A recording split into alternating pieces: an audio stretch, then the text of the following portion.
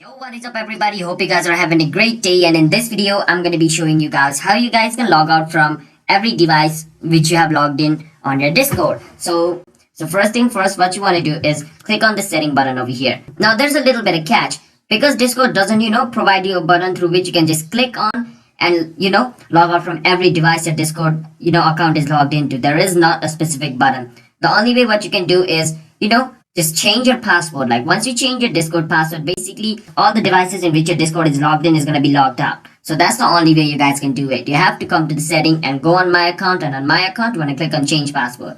Now over here, enter your current password, and after entering your current password, enter your new password and click on done. And after that, your password will be changed. And I have just changed my password, and after changing your password, basically what you want to do, log out of this device which you are currently logged in. Okay, once you're logged out of this device, all the other devices which are logged in, you are logged out since the password has changed, so you need to re-log into it. So that's basically how you guys can log out from every device your Discord account is logged into. That's the only way. Change password.